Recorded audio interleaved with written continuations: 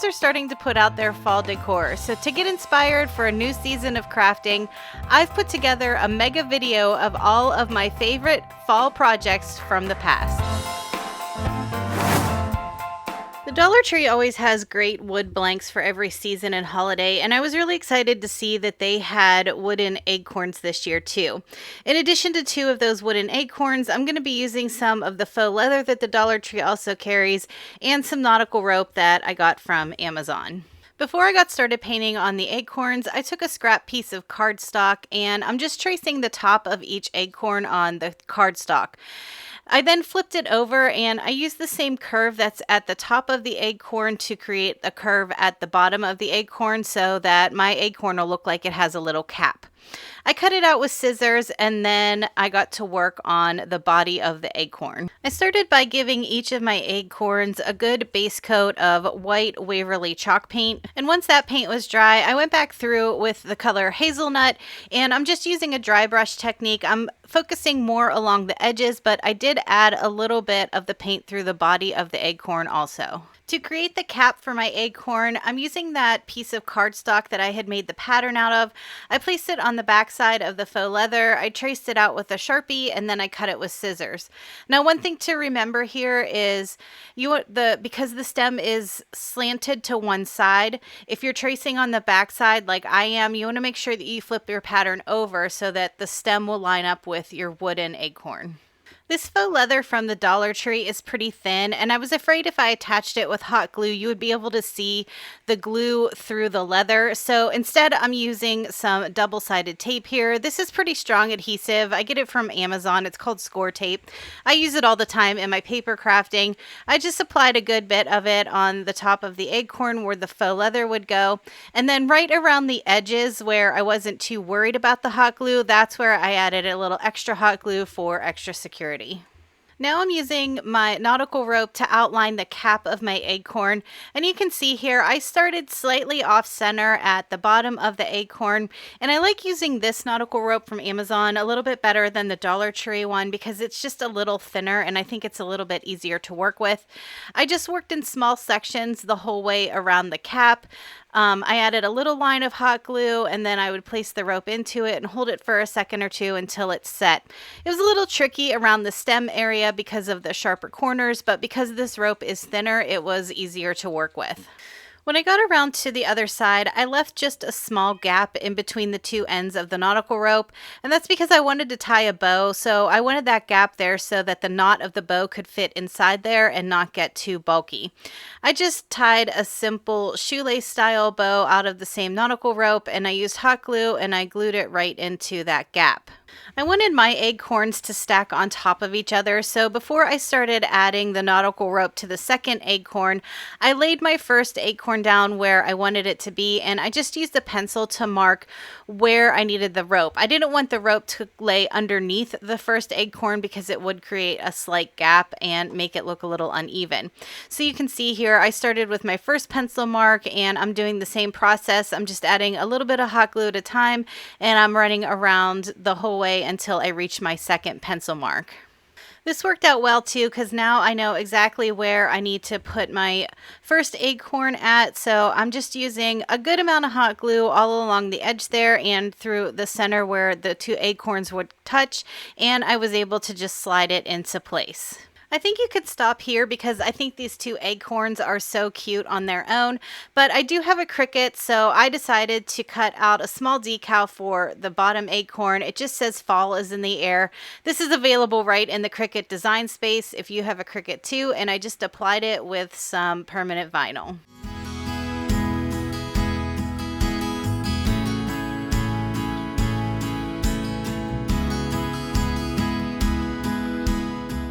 This pumpkin sign really caught my eye on the Kirkland's website, and I knew I could recreate it using Dollar Tree items. I started out with one of their wooden pumpkins that they come out with every year. This is just a plain flat pumpkin.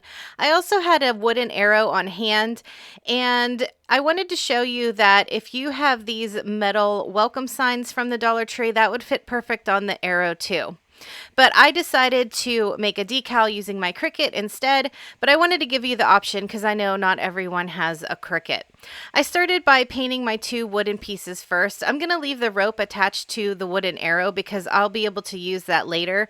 I just used a piece of painter's tape on the back to hold it down so that I wouldn't get paint on it. I'm using the truffle color by Waverly. I gave that 1 coat on the arrow, and I also gave my pumpkin 1 coat of white chalk paint.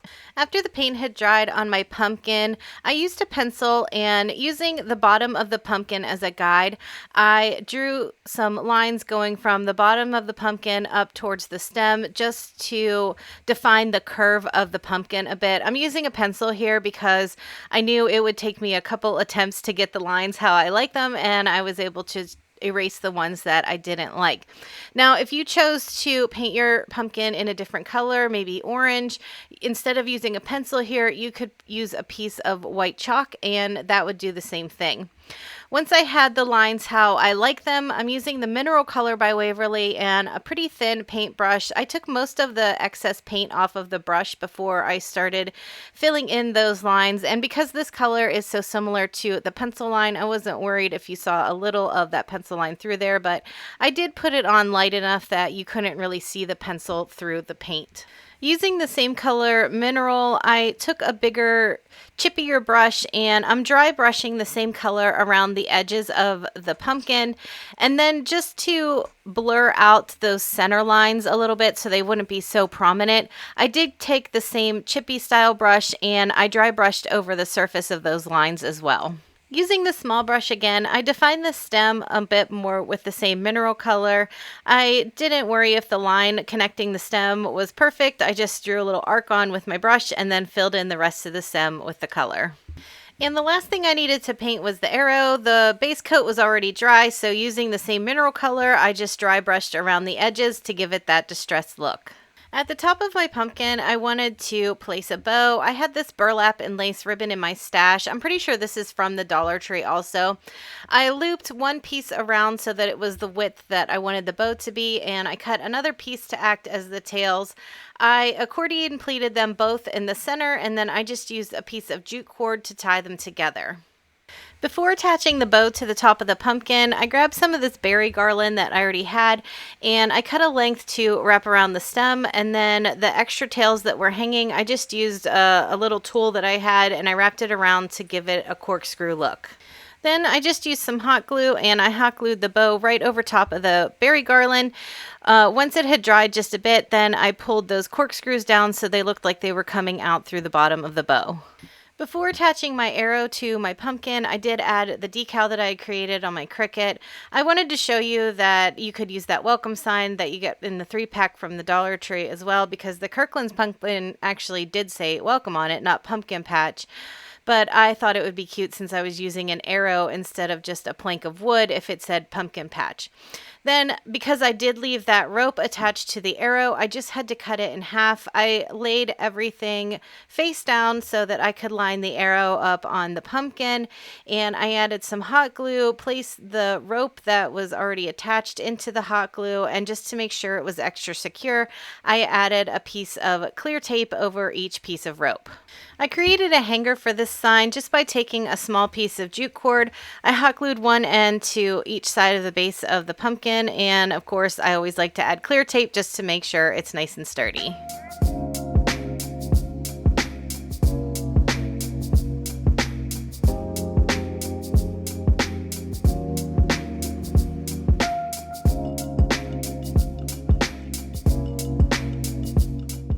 Pumpkins are always my first choice when it comes to decorating for fall. So for these pumpkins, I'm going to use 2 pieces of scrap wood, some of these little twig pieces from the Dollar Tree, some scrap leaves.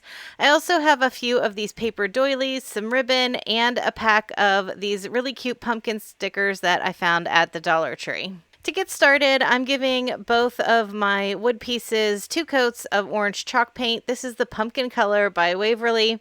Now these scrap wood pieces that I have came in some packaging when we bought a new TV. They were kind of brace pieces. So, obviously not everybody's going to have this type of scrap wood, but anything that you have laying around will work.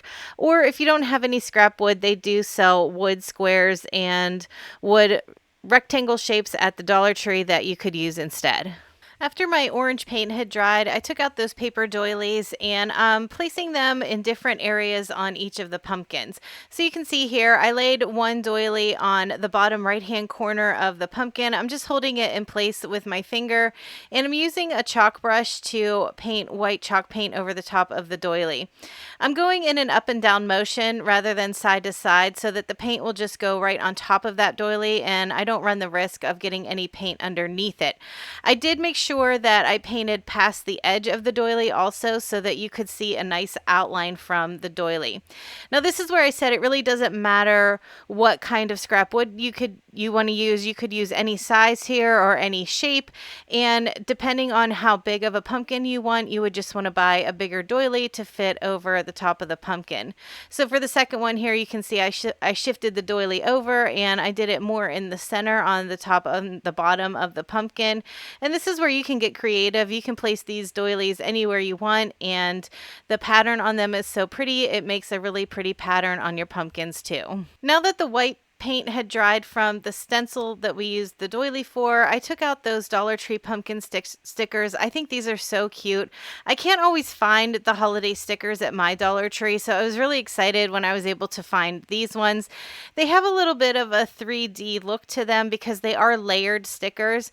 So I picked 2 out that I thought would look really cute on my pumpkins, and I put 1 on each of my pumpkins. I do want my pumpkins to stand up, so I took 2 of these tumbling tower blocks from the Dollar Tree, and I'm just hot gluing 1 to each of the back sides of the pumpkin so that they would have a little brace in the back so they could stand on their own.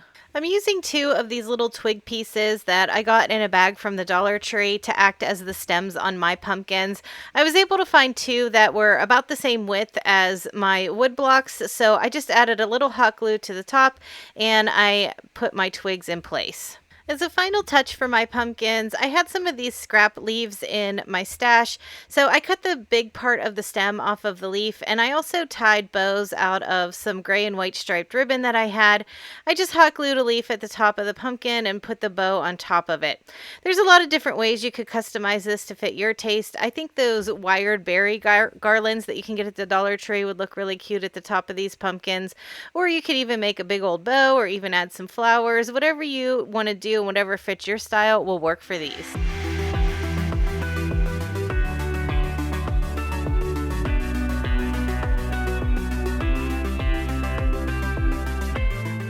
The Dollar Tree always has such great wooden pieces that are so easy to decorate for each holiday and season.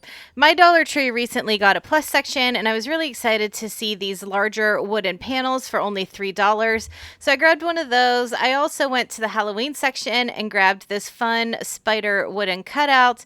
In addition to that, I also grabbed one of the wooden palette leaves that I found at the Dollar Tree as well. All 3 of my wooden pieces needed some kind of paint or stain applied to them. So I started with the wood panel because I needed to paint both sides of this because I am making a reversible sign. I started with just some white chalk paint, and I started with the inside. I made sure I got the whole center, the outside of the frame, and then the back as well. Then I moved on to the wood palette leaf. I'm using the Antique Wax by Waverly, and I always like to use a baby wipe to apply this because it does 2 steps at once. It puts on the wax and it also takes off the excess. I do like to wear gloves when I do this because sometimes I feel like the antique wax leaves just a bit of stain on my hands. Then with the remaining wax that I had in my bowl, I added a bit of black chalk paint to that to darken up the stain color. And again, I applied that to the spider web cut out, and it was easier to use the baby wipe on this as well because it helped me get inside the little cutouts a bit better. After the wax had dried on my leaf, I grabbed a piece of scrapbook paper from my stash. I had already used this paper on something else, And there are two sections of this palette leaf that have holes at the bottom, so those are the ones that I chose to apply my scrapbook paper to. This was really simple because these two sections have a really easy shape to trace and cut out. I just laid the palette on top of my scrapbook paper, traced around one section with a pencil, and then used my scissors to cut it out. And I only did that on two of the palettes of the leaf. Once I had both pieces cut out, then I'm using my art glitter glue. This is my favorite paper crafting glue. I'm just applying a small amount to the back, and then I was able to lay it right over the top of the leaf on each section. You could use something like Mod Podge here. I just didn't feel the need to because I don't need the edges sealed down or anything like that. I just needed it to be adhered to the leaf, but I didn't want to use hot glue because there was a chance you would see the bubbles from the hot glue through the paper.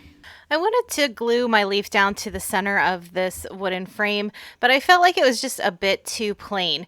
So I have these miter shears in my craft room that come in really handy, and I took those and I was able to switch the angle of the shears so that it mimicked the angle that's in the corner of the frame. I believe that's a 45-degree angle.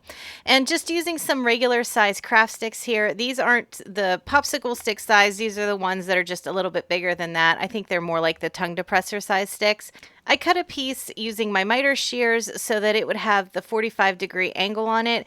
And once I had 8 sticks cut with a 45-degree angle, then I moved to my paper trimmer, which is my favorite way to cut my craft sticks, and I cut each of the sticks down to 3 inches. I just wanted a little decoration for each corner of my frame.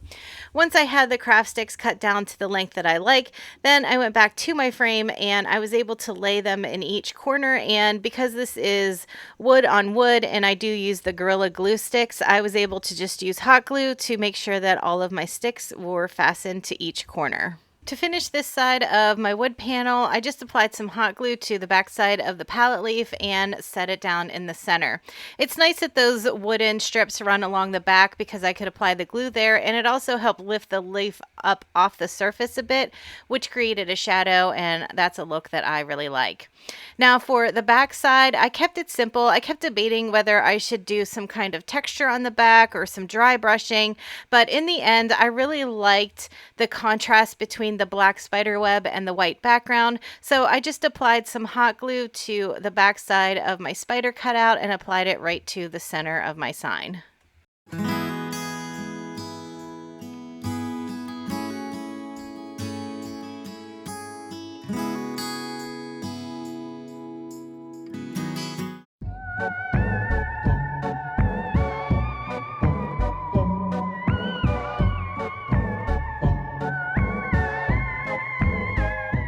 I'm always looking for fun new ways to make wood bead garlands because I love using them in my decorating. I found these harvest acorns at the Dollar Tree and also these color your own wooden ornaments that are acorn shaped. I also dug around in my bead stash and grabbed out a couple different wood beads, and of course I'm going to use some twine. I have this big plastic needle in my stash. You can see it has a really big eye on one end and the other end is dull. It's not sharp at all.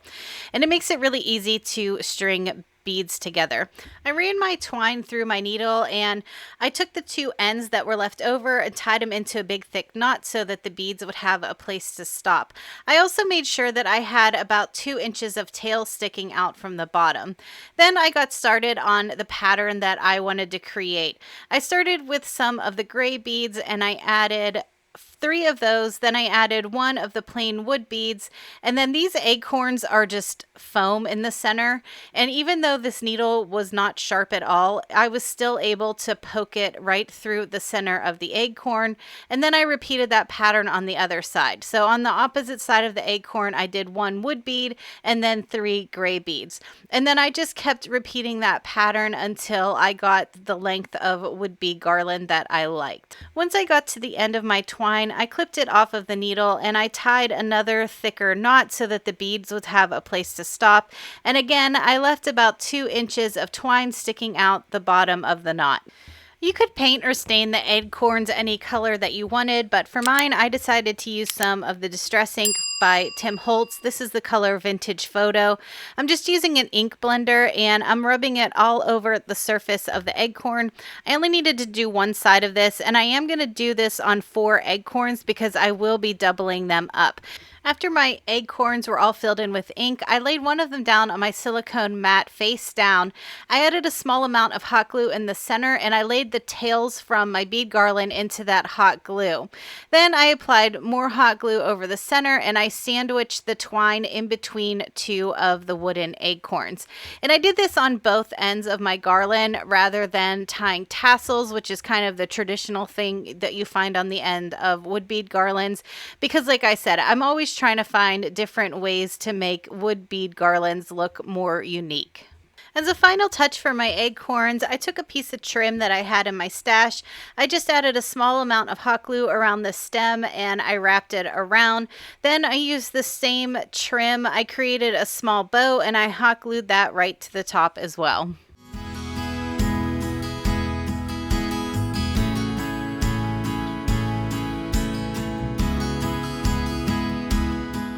I had 4 of those wooden acorns left, and I thought it would be fun to create some magnets for my refrigerator.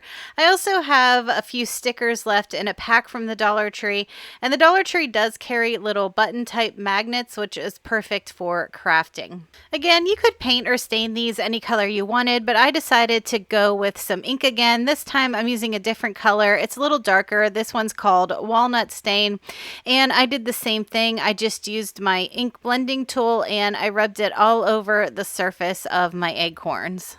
To hide the hole at the top of each of these acorns, I took 2 lengths of some thinner jute cord and I just tied simple bows that I could hot glue right to the top.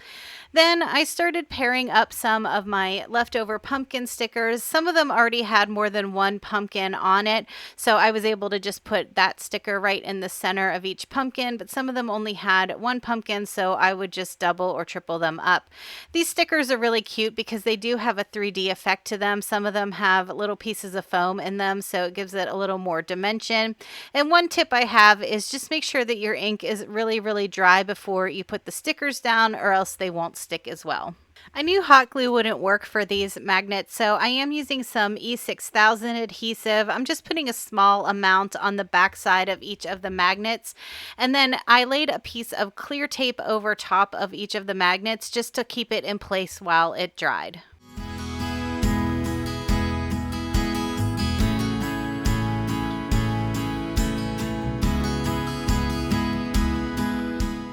I really liked this photo holder from the Kirkland's website, but I knew I would be able to recreate it and create it so that it could be left up all year. I had one of these block box arts that already said Hello Autumn on it. I had a pack of these wooden leaves from the Dollar Tree. I did create a little decal for those, and I did have one of these little clips. I'm not sure what they're called, but you could even use a clothespin if you didn't have one. And my Dollar Tree now has a plus section, so I was able to pick up one of their larger pallets from there, and that was $3. I started by filling in the hole at the top of one of those wooden leaves with some spackling. You can see mine is very dry and crumbly, so I did have a hard time with that, but I did make it work. I was able to pack enough in there that I covered up that hole. Even though this piece of box art is very cute, I needed a base for my photo holder, so I did go through and give this 2 coats of the Truffle Color by Waverly. Because there was such a bold print on it, I did have to do 2 coats. The print on the outside is a paper, and sometimes I do try to remove that, but this time I thought I would just paint right over it, and I haven't had any trouble. The paper didn't warp or pull or anything like that. I put that aside to dry, and I grabbed my wooden leaf with the hole filled in, and I gave it 1 coat of orange chalk paint. This chalk paint is by Waverly, and ironically, it's called Pumpkin. After my leaf was dry, I applied the decal that I created that says Hello Fall to the center. If you don't have a Cricut, there's a lot of really cute stickers out right now for fall, and I think you could just use one of those. Or if you have one of these metallic markers like I have from the Dollar Tree, you can see here I'm creating some stitch lines around the outside of the leaf, but you could use a marker like this or a chalk marker to handwrite Hello Fall in the center. As a final touch for my leaf, I created a small bow out of some jute cord and I just hot glued that onto the base right above the stem. I needed to attach the little clip to my palette. I decided not to paint or stain my palette because I really liked the wood grain running through it.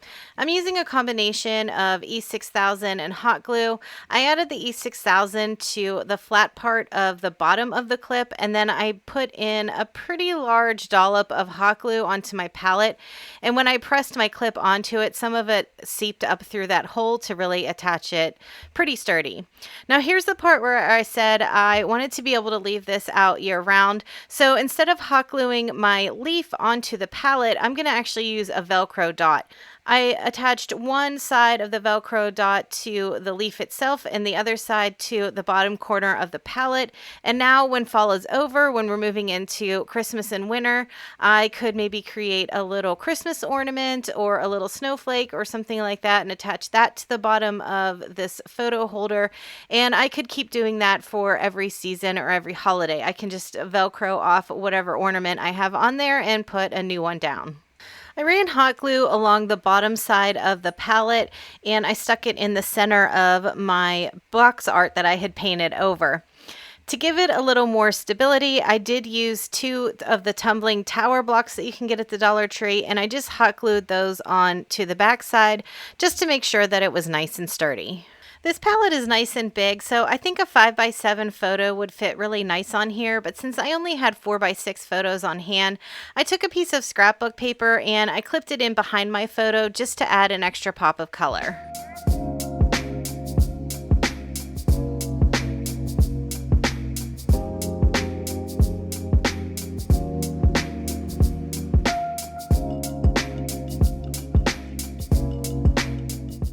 This big pack of mixed ribbons that are all in fall colors at Michael's, and I knew I wanted to create some ribbon tassels for a garland.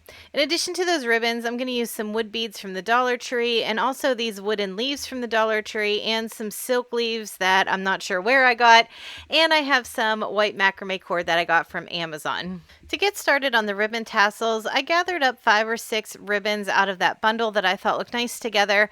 I just folded them in half because they were a really great length to make a long tassel. I found the center and I took a piece of jute cord and I tied it right around the center and I tied it in a double knot so that it would stay in place.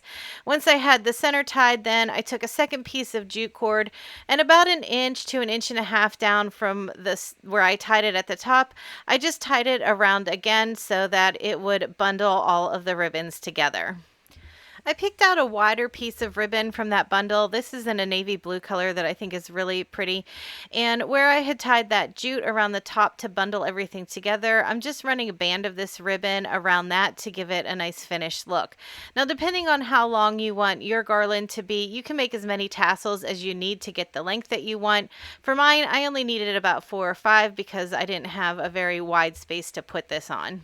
And because I did fold those ribbons in half, I did have to go back through and make sure that I cut all of those folded ends so that there weren't any loops at the bottom. They were all just free-flowing cut ribbons. You could just make a garland out of ribbon tassels, and I think that would look really pretty, but I decided to add a second element to my garland.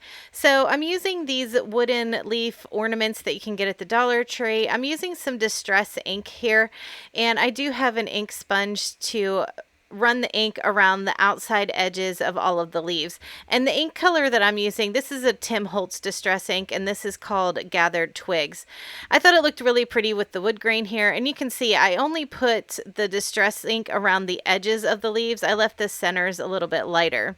Then I took one of the silk leaves and I just ran a bead of hot glue down the center of the silk leaf where there was already a fold in the material, and then I glued it on top of the other leaf.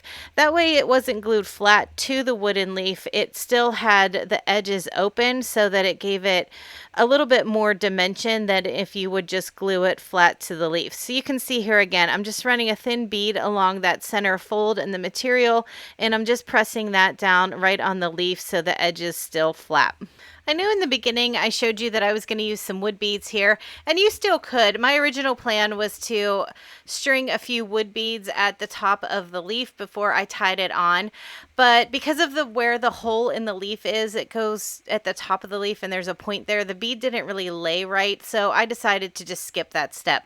So instead, I just kept it simple. I used some baker's twine to tie on my leaves, and the jute rope that was already at the top of the tassels, I just used that to tie my tassels on. I didn't tie anything too tight so that I could slide it around if I needed to respace anything.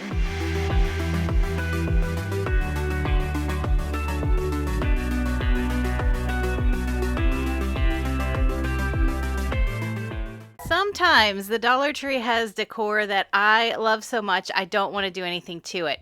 And that was the case with this black tray that I found in the plus section for only $5. I love the cat on it. I love all of the different fonts. I think it's such a great tray for Halloween. But I wanted to be able to use it for other holidays and seasons like fall. So I'm going to create an insert for the bottom of the tray so that I can switch it out. For the fall one, I'm going to use some contact paper. This is in a marble pattern, and I think I got it from the Dollar Tree, but I'm not 100% sure. I'm also going to use a pack of the window clings that I did get at the Dollar Tree. They've had some really cute designs this year. And I'm also going to use one of the flexible cutting mats. This is a 2-pack that you can get at the Dollar Tree, and you can use it for so many other things other than just cutting. The pack of chopping mats that I had are see-through, but I have seen them in different colors. It really doesn't matter because you're going to cover it up anyway. I started by laying my tray down on top of the chopping mat. It just barely fit. I did have to lay it at an angle, but I was able to get the whole bottom of the tray on the mat. And then I used this Sharpie to trace around the base. These mats are thin enough that you can just cut them out with regular scissors. Now, one tip I have is as you're cutting along the Sharpie line that you created, make sure you're staying towards the inside of the line. Because there was a slight gap between the bottom of the tray and where I traced, and because the Sharpie line itself is a little bit thicker, I knew if I cut on the outside of the line, it would be too big for the inside of my tray. Once I had the whole thing cut out, then I started laying it down in my tray just to see where I might need to take off a few more pieces. If you lay your mat inside the tray and it starts to buckle, look for where it's buckling at, and that's usually where you need to trim off a bit of the excess. It also helps too if you take a closer look at the perimeter where you cut, and you can kind of see where there are points that maybe you cut at a bit of an angle rather than rounding it. It just took a few times of laying it in my tray and seeing where I needed to snip off a few pieces here or there.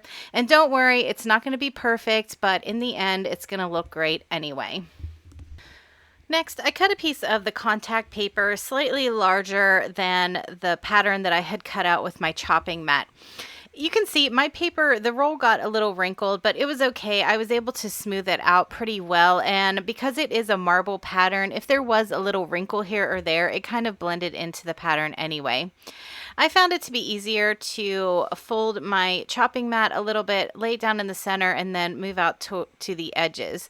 Now, because of the texture of this chopping mat, and I don't think this was a permanent contact paper, I was able to lift it up and start working out some of the wrinkles moving from the center to either side.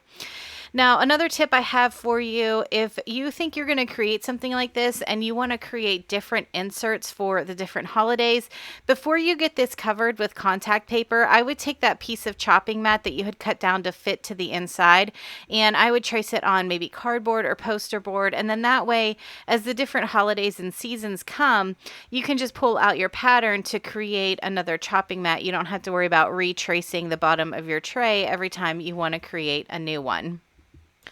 After I had my contact paper nice and smoothed out, then I went through and I started cutting off some of the excess, particularly in the corners. I rounded them out and I wanted to make sure there was no more than an inch border the whole way around. Once I had that cut out, then I went through and I just started cutting tabs all along the outside of my pattern. I started from one end and I would cut maybe 8 or 10 tabs about a half an inch to an inch wide, and I would just start pulling them down and sticking them to the backside of the chopping mat. The reason for this is because it is on a curve. you want to make sure that as you're pulling the tabs down that they lay flat against the curve. So if you feel like you're seeing a little bubble or buckle when you try to pull the tab down, that just means that your tab's a little bit too wide. So just cut it in half and make sure as you continue the whole way around, you're cutting the tabs narrow enough that you can wrap them around the edge without having any bubbles. I think this marble contact paper is so pretty on its own. After I had the insert all covered, I laid it in the tray and it looks so nice just by itself. So I may go back through and create one with just the contact paper. But I really wanted this one to be for fall, so I grabbed some of those window clings and I laid them out how I like them. And you can see when I do something like this, I always like to take a picture of it after I have it laid out before I actually stick it down permanently. Because I am using I think about 6 different window clings here, so I wanted to make sure that I repeated the same pattern. I like to use Mod Podge when I'm sticking down window clings to different things. It's really easy to spread with a foam brush and it dries clear. For this one, I'm only applying it to the back side of my window clings, so it really doesn't matter what finish you have on the Mod Podge. I think this one's a gloss, but you could use matte too because I did not apply it over the top of my window clings. I just used it on the back side to make sure that it would stick nice to the contact paper. And I do have my phone laid off to the side so that I could reference the picture I took so I knew which pumpkins I needed to place where. There are so many different types of contact paper and window clings available now that this is such a great way to customize things to your style, and I'm really excited to get started on making some more inserts for the different holidays.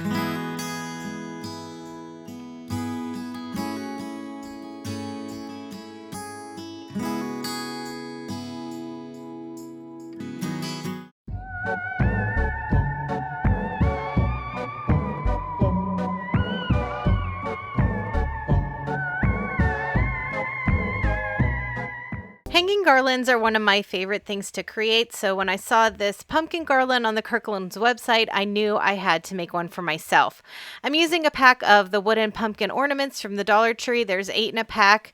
I'm going to need a chalk marker, and I picked out 4 of my favorite colors of paint. 3 of them are Waverly in moss, hazelnut, and pumpkin, and the 4th one is the dark blue one from Folk Art that I got at Michael's, and I believe the color is called Nautical. Since there's 8 pumpkins in this pack, I painted each color on 2 of the pumpkins. After all my pumpkins had a chance to dry, I took my chalk marker. This is just a chalk marker from the Dollar Tree. I've had it for a while and I've had really good luck with it. It always turns out really nice. I haven't had trouble with the tip fraying or anything like that. And it's a nice opaque white. I never feel like it's too translucent. Now here you can kind of decide how you want your pumpkins to look. The ones from Kirkland had a bit more detail on them.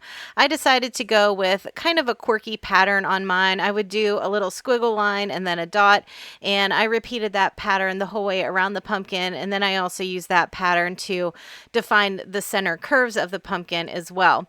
You could go with something basic with just like straight lines or even just stitch marks, but I like the sort of quirkiness that the wavy lines give the pumpkins. I think these pumpkins are so cute, and if you have a tree that you like to decorate for all the different seasons, I think these would make really cute ornaments on a fall tree.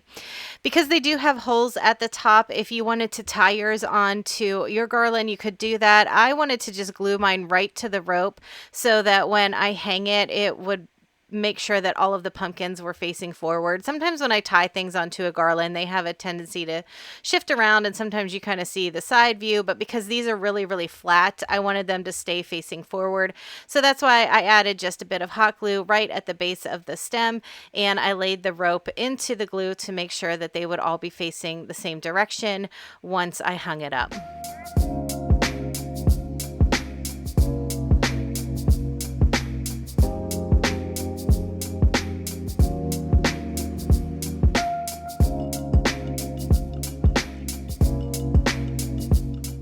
I found these felt acorns at the Dollar Tree this year, and I thought they were so cute, and I thought they would look great on a wreath with some felt flowers.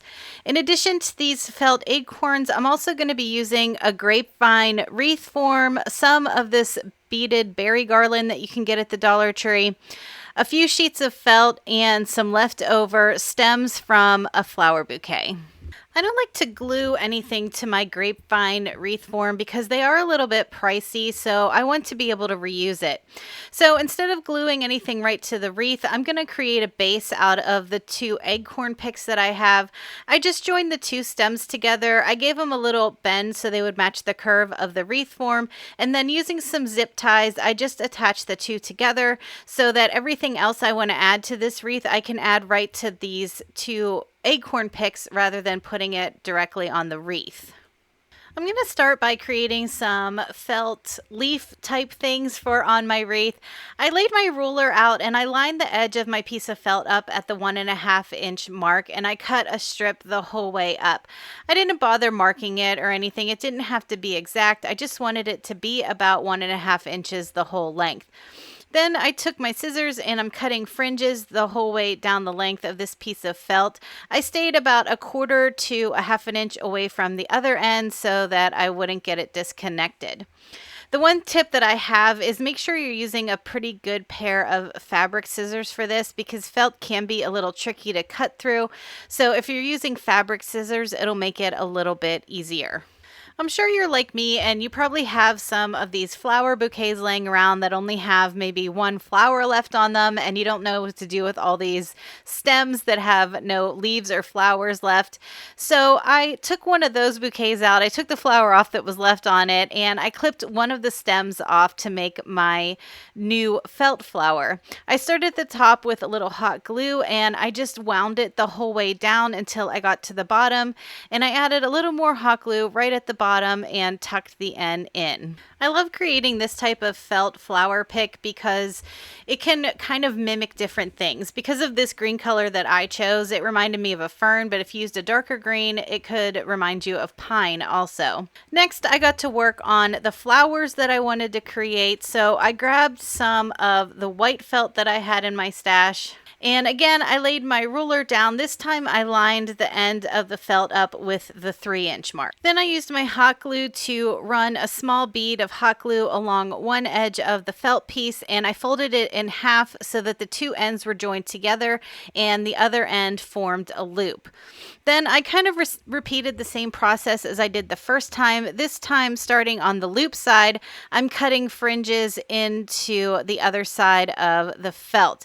And because that hot glue was there, it gave me a little stopping place to stop my fringes. Again, it was about 1/4 to 1/2 inch from those 2 ends that were joined together.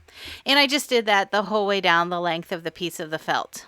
This flower starts off the same. I just added a little hot glue to one end and I added in my flower stem. But this time, instead of winding the flower down the stem, I'm staying in the same place.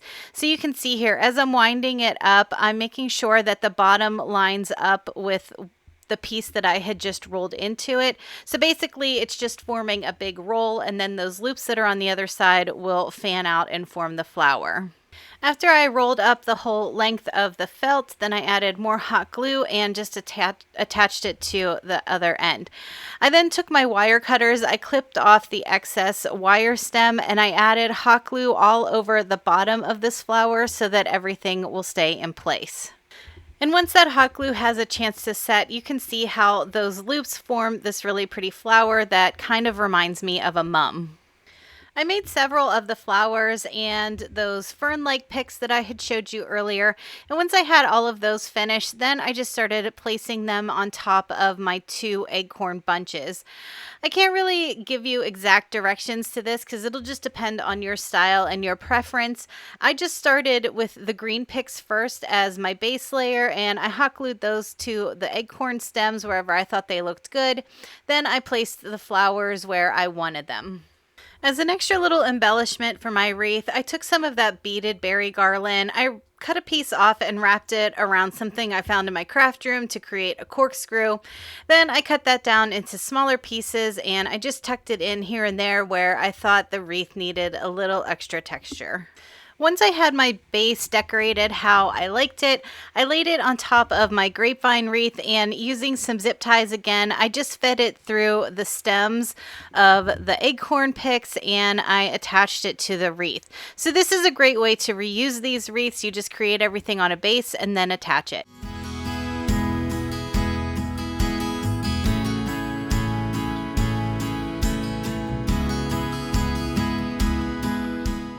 think napkin rings are one of the things that are so overpriced. This set of 4 from Kirkland's was $24.99, which I think is ridiculous.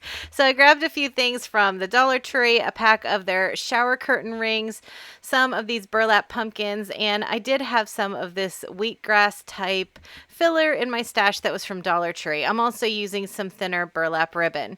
To get started, I made sure that the shower curtain ring was snapped together, and then with this thinner burlap ribbon that I have, I started at one end with a bit of hot glue and I just started wrapping it around until I had the whole ring covered.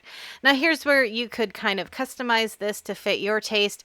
I'm using the burlap ribbon. You could use jute cord, you could use other ribbon, you could use lace, you could use fabric, you could use yarn, whatever you like. It will look really pretty and it won't cost nearly as much as the Kirkland's. The Kirkland's napkin rings just had the wheatgrass coming out of the top, but I wanted to add a little extra touch to mine, so I did glue on 2 pieces of the wheatgrass to each of the rings, and then I used these burlap pumpkins and I just hot glued one of those on top of that to give it an extra pop of color. But again, you can customize these so many different ways. You could tie on a really pretty bow using some fall ribbon. You could use some fall flowers, some fall leaves, you could use pine cones, anything that you like, whatever suits your taste and your decor. You just need a pack of $1.25 shower rings and you can create napkin rings that would normally sell for $24.99.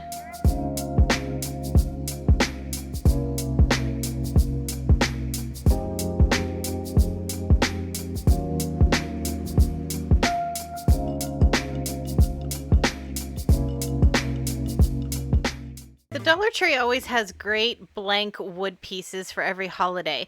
I grabbed one of their wooden pumpkins. I also grabbed a pack of their window clings because I really liked this Hello Autumn quote that's in the center of this one. And I am using some of the larger craft sticks from Walmart. I just held up one of the regular craft sticks so you could see how much bigger it was. I started by picking out 3 paint colors that I thought would match the colors of the window cling. Here I'm using hazelnut, moss, and just plain white chalk paint. I'm painting a whole bunch of craft sticks with those 3 colors. I wasn't really sure how many craft sticks I would need. I kind of laid them out first to give myself an estimate of how many I thought I would need, and I figured I would need about 21, and that actually worked out pretty well for me. So I just painted 7 of each color. After my paint was dry, I needed to cut down my craft sticks, so I got out my guillotine style paper trimmer, which is my favorite way to cut my craft sticks. First, I started by cutting off the rounded edges, and then I just cut each of the craft sticks in half, which was about 3 1/4 to 3 1/2 inches. The length really didn't matter here, but I just went through and I did that with all 21 of my craft sticks. I wanted to bricklay these sticks all over the surface of my pumpkin. So to get started, I'm just starting at the bottom left side of my pumpkin here, and I picked my green stick first because that was the first one in my piles. And I'm adding hot glue really close to the edge of the pumpkin. So you can see I did lay my silicone mat down because I knew I was going to have a lot of glue oozing out through the bottom and I wanted to protect my work surface. So I laid the hot glue as close as I could to the edge of the pumpkin, and then I added hot glue to the back side of the craft sticks as well. And I just alternated colors throughout the bottom row. Now, the reason I wanted to get glue as close as I could to the edge of the pumpkin is because I am going to go through with scissors to trim off the excess craft stick. So if there was glue right to the edge of that pumpkin, it gave me a better chance of getting a cleaner cut with my scissors, because craft sticks kind of have a tendency to fray and come apart when you try to cut them with scissors. And because I was going to be cutting on curves and different angles, I wanted to give myself the best chance to have a nice clean cut with just my scissors. So you can see here on the bottom, it went pretty well with my scissors. The bottom looks pretty good. I'm going to clean it up later with a sanding block. And I just continued that the whole way up the pumpkin. I made sure that when I started a new row that the seams of the craft sticks didn't line up. I wanted to make sure that there was a seam in the center of the previous craft stick, just like a bricklay pattern would go. And I did just continue alternating the colors as I went through the different rows. It didn't really matter to me if I had some of the same color stacked on top of each other. I just wanted a nice mix match of color all through the pumpkins. And when I got to the sides of the pumpkin, I made sure I did the same thing, that there was hot glue right up to the edge of the side of the pumpkin and on the back of the craft stick, so that when I cut it with my scissors, I had a better even cut. And I did go up the whole height of the pumpkin, but I did not cover the stem because I was going to cover that with something different.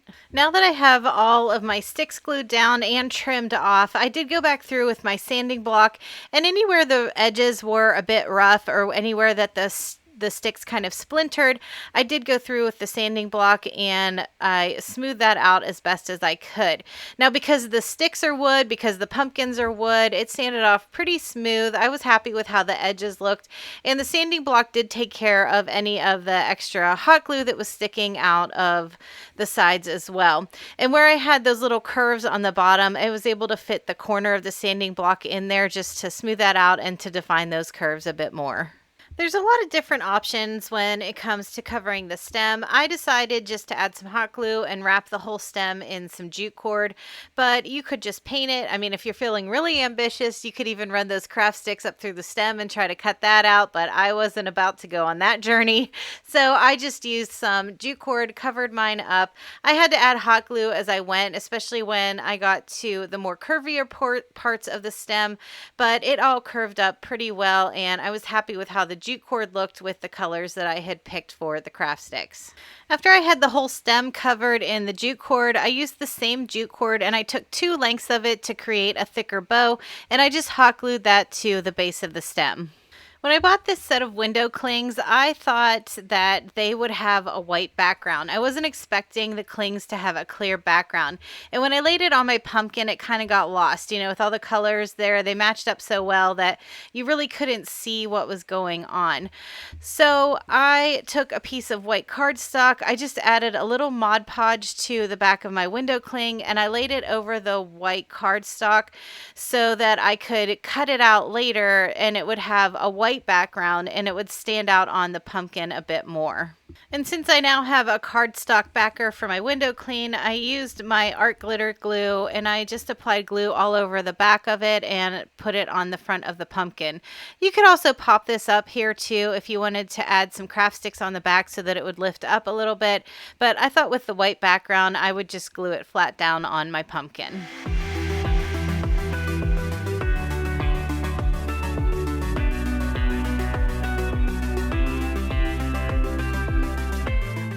I like a good mix of brighter colors and neutrals when I'm decorating for fall, and I really loved the neutral colors of this sign from Kirkland's. With a few things from the Dollar Tree, I grabbed this wooden leaf that they had. I'm using a piece of the removable wallpaper. I'm showing you one pattern here, but I actually changed my mind as to what pattern I wanted. And I did pick up one of the larger wooden panels that they had in the plus section from the Dollar Tree. And there's a bunch of different things you can get from the Dollar Tree to put into the center of your heart. They have these faux leather words. They have wooden words. You could even use one of these metal words. So there's a lot of options when it comes to creating the sign. You don't have to have a Cricut to do this, but if you have a Cricut, you could always cut out a decal too.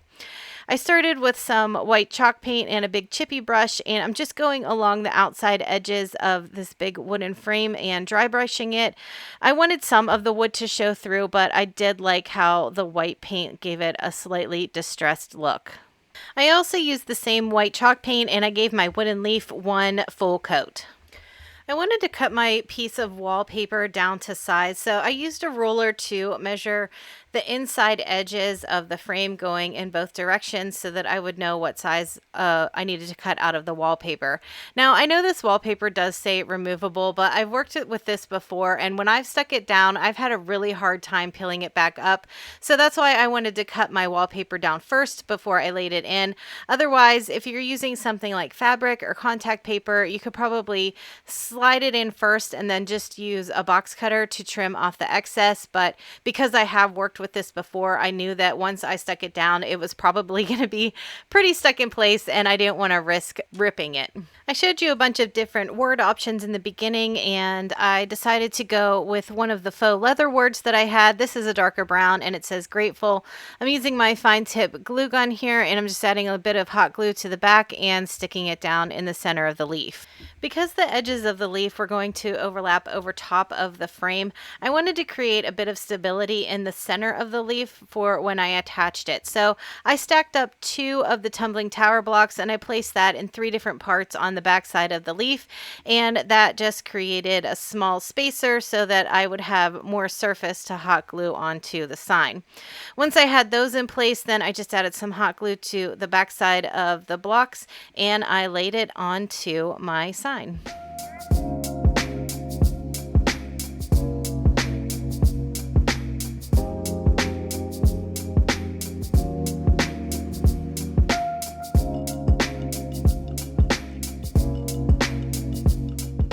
I love paper crafting, so I'm always looking for a way to incorporate some paper crafts in my videos, but I wanted to make a pumpkin that didn't require any kind of special tools. In addition to some scrapbook paper, I'm going to use some of the wired berry garland and some twigs and leaves, whatever you want to use to decorate your pumpkin. This pumpkin was inspired by the mason jar ring pumpkins that you can find all over Pinterest and Instagram. First, I started by taking my 12 by 12 paper and I cut it down to 1-inch strips. So all of my strips measured 1 inch by 12 inch. Now you don't have to use a paper trimmer here. You could just use a ruler and a pair of scissors if that's what you have. But if you have a paper trimmer, it does make it a lot easier. Once I had all of my strips cut, then I just looped them over until they formed a ring. I'm using a little bit of paper craft glue. This is the art glitter glue. This is my favorite when I'm doing paper crafts. I glued about a 1/2 inch down from one end of the ring, and then I joined it with the other one. So this is kind of reminiscent of, I don't know if you did this when you were a kid, but when I was a kid in elementary school, we made paper chains all the time for decorations. And this is basically the same thing. You're just taking strips of paper and you're adding a little bit of glue to one end and forming rings. But instead of chaining it together, how we did with the paper chains, we're keeping all of the rings separate for now. And you can see here the paper that I'm using is double-sided, so you'll be able to see a little bit of pattern from the outside and the inside, which I think is really cute. But this is also a great place if you only have single-sided scrapbook paper. This would work too, because even if the center is just white, it would still look really pretty. Once all of my rings were formed, then I just took a longer length of jute rope and I strung all of the rings onto my jute cord and I tied the 2 ends together to form a circle. Once I had the jute rope tied, then I just started fidgeting with the rope a bit until I had all of the rings spaced out how I like them. After I played around with the rings enough till I liked the shape of my pumpkin, then I used my hot glue and I ran hot glue all over the top of the pumpkin to hold the rings pretty much in place. Now this wasn't secure enough for me, so I did cut another circle out of some more scrapbook paper that would fit on the bottom of the pumpkin. I used some hot glue and I just laid that on top, and I made sure that all of the rings were touching that circle so that they would stay in place. After my hot glue had a chance to set, then I started decorating my pumpkin. I started by gluing a few of the fall leaves that I had on hand around the sides, and then for the stem, I'm using these twigs again, but they weren't quite long enough. They kind of sunk down into the pumpkin too far, so I just hot glued 2 of them together so that they could stand up through the top. And I also took this berry garland that you can find at the Dollar Tree. It is wired, so I cut a length of it and I wrapped it around one of the tools in my craft room so that it formed a corkscrew, and then I just tucked those in so they kind of sprouted out through the top of the pumpkin. I'm not going to lie, when I was making these paper rings for this pumpkin, I really wanted to make one of those paper chains again.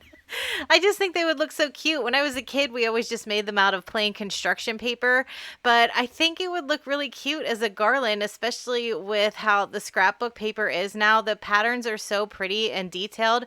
I just think they would make a really good paper chain. Do you think I'm crazy? Let me know in the comments. What do you think? Should I make a paper chain garland or not?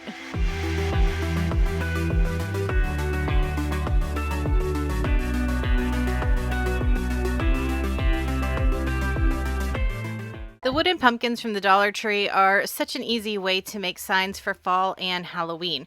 Now I have 2 in my stash, so I'm going to make 2 separate signs, but if you only have 1, don't worry, you can just make this reversible. I'm starting by giving each of my pumpkins a coat of white chalk paint. For the first pumpkin, I'm only painting about 2/3 down because I'm going to be covering the bottom third with something else, and for the second pumpkin, I'm going to paint the whole thing white. For my Halloween pumpkin, I'm also going to use this wood palette bat that I got at the Dollar Tree. You can see there's a small hole on the top. I just filled that in with a bit of hot glue, and I gave 1 coat of black chalk paint to the entire surface of my bat. I found this pack of wooden words at a Hobby Lobby. They listed it as plate decor. I'm not even sure what that means. I guess if you're having a dinner party, you can lay it across the plate. But it's painted a really pretty copper color, and there are 2 different words in the pack. One is blessed, one is thankful, and I thought this would be really pretty on my fall pumpkin. In addition to that, I'm going to use some of this vinyl paper from the Dollar Tree. Even if you don't have a Cricut, make sure you check out some of their vinyl products because you can use them without a Cricut. To get started, I laid my pumpkin down on my cutting mat so that I would have a nice even surface to work with, and I cut a piece of that vinyl paper down to fit across my pumpkin and wide enough so that it would fit over the bottom third of my pumpkin. Then I just peeled off the backer, and using my grid mat, I lined the paper up on each side of my pumpkin, and I stuck the paper down to the bottom. Once I had it in place, I then flipped it over, and I used my craft knife to cut off the excess.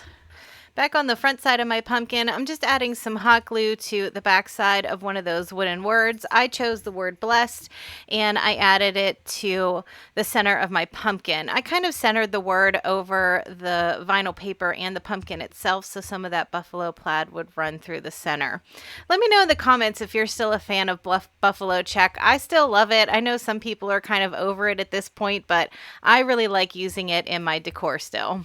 Next, I created a simple bow for the top of my pumpkin. I took out some of burlap ribbon that I had in my stash. I just made 2 loops about the same size, and then I cut another piece to act as the tails.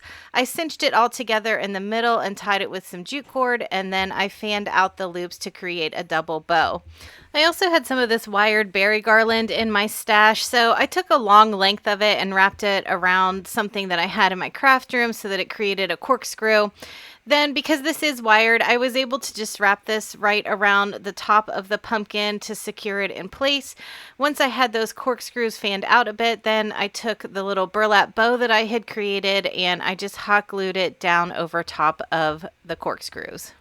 On my spooky pumpkin, I wanted to add a little more texture, so I'm using some gray chalk paint here and a chalk brush. I'm doing a dry brush technique. I just added a small amount of paint to my brush and dabbed most of the excess off, and then I dry brushed around the edges. I also used the ridges at the bottom of the pumpkin as a guide so that I could run my brush up to the top to create the curve of the pumpkin. I really liked how my bat came out with just the black chalk paint, but I felt like it needed a little more decoration. So I'm using this white marker from the Dollar Tree, and I'm just adding some stitch lines all around the outside edge of my bat. Because this was a palette style wooden bat, there was a piece of wood that ran along the backside, which made it really easy to glue down to the center of my pumpkin. I just added some hot glue to that piece of wood and laid it down in the center. Then I dug around in my Halloween stash and I had a bag of these plastic spiders that I thought were really cute. So I laid them out how I like them on my pumpkin, and I just used some hot glue to attach them on the pumpkin and on the bat and on the stem as well.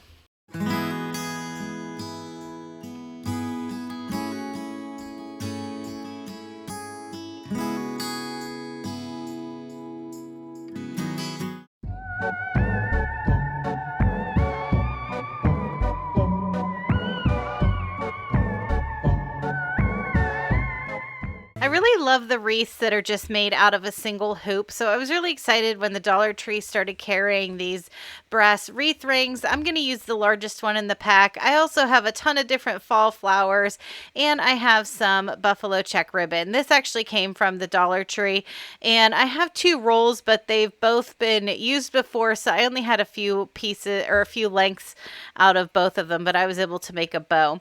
I started by looping one of the ribbons over on itself, and I laid it up against the wreath so that I could compare the width to make sure that I had it wide enough. And then I went into the second roll and I just started looping it over again until I had about 3 loops on each side, and I just secured the center with a zip tie. To get started on decorating my wreath, I grabbed 2 bouquets from the Dollar Tree that had a lot of different elements on them. These ones had some fruit, they had some eucalyptus type leaves, they had some fall leaves, and I attached one to each side of the bottom of the wreath using a zip tie.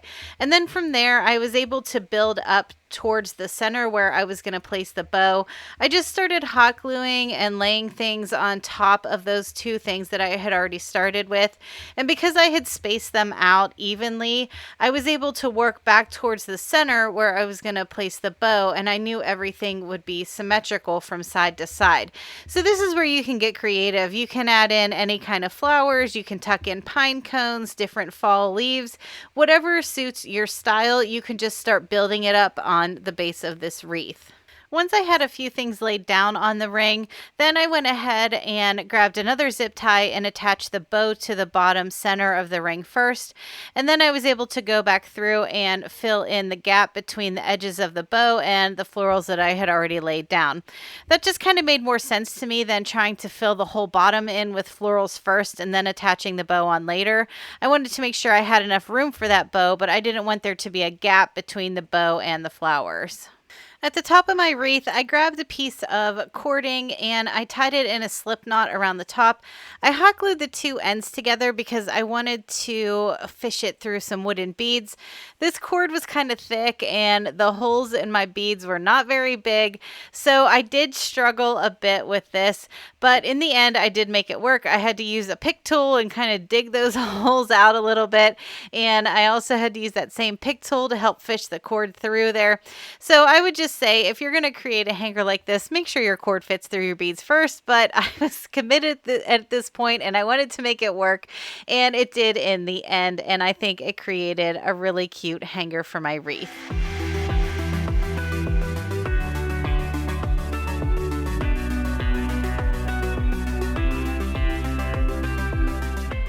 Back in the spring, I had bought this egg-shaped wreath form from the Dollar Tree, and I never got around to using it. And since I've seen people turn little plastic eggs into acorns, I figured I could turn this wreath form into an acorn also. In addition to that, I'm going to use one of the car wash cloths from the Dollar Tree and some of the nautical rope. I started by laying my wreath form onto a piece of foam board, and I'm using a Sharpie to trace it so that I can cut it out with my utility knife. Now don't worry if you don't have one of these wreath forms. I think you could make this anyway without it. You would just need to sketch out an egg shape or an acorn shape so that you could cut it out on the foam board. But for my case, since I already had this wreath form, I figured I might as well use it, and that's what I used for my pattern. Next, I started adding some hot glue to the foam board and to the wreath form so that I could attach the 2 together. This was a little difficult because the wreath form was bent in different places, so I ended up just laying it on there, and everywhere that I saw that it touched the foam board, I added some hot glue over the top. I didn't want to see the ridges from the wreath form through the car wash cloth, so I added a good amount of hot glue, and I'm using some old polyfill from an old pillow, and I'm just laying it over top of the wreath form, and I made sure that I added a good amount in the center as well so that it had a nice rounded shape.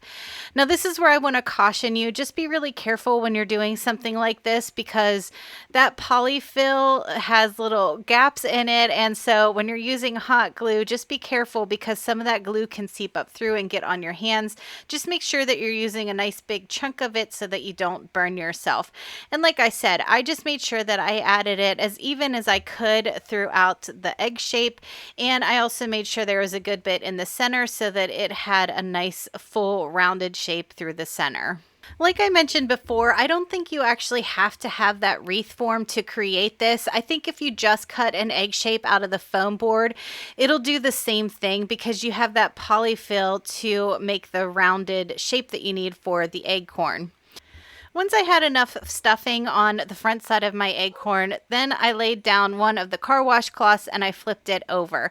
I started at one of the edges with some hot glue. I added a little hot glue and pulled the cloth into it, and I just worked my way around the whole egg shape. I would add a little hot glue and then pull the cloth into it.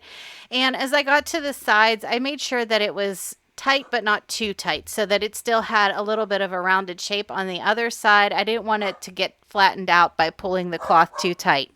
After I had all of the cloth glued into place, then I went around and started cutting off some of the excess. As I was cutting it off, if I saw a little place that needed a little more hot glue, I would add that, and then I just continued it around until I had all of the bulk cut off of the back so that when I hung it up, it would lay flat. To create the cap for my acorn, I laid a piece of the nautical rope out and I made sure that it was curved along the top third of my egg shape.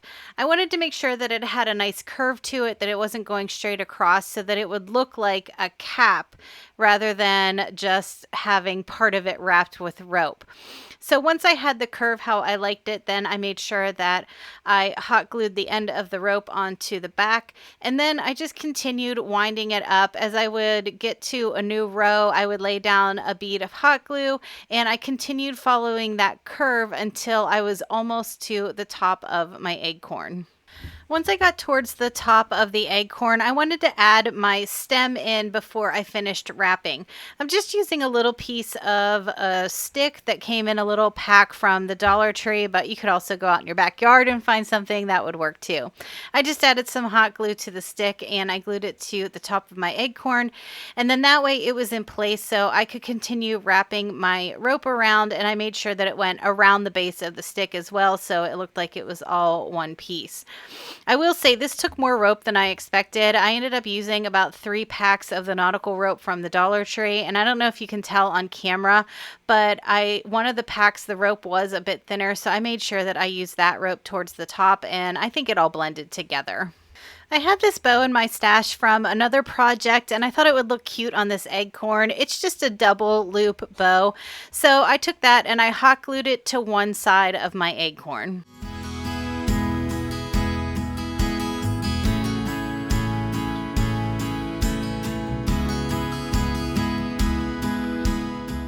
Thanks for coming to hang out with me again today. I hope you found some inspiration from this fall mega video. All right, everyone, have a great week, and I'll talk to you in the next one.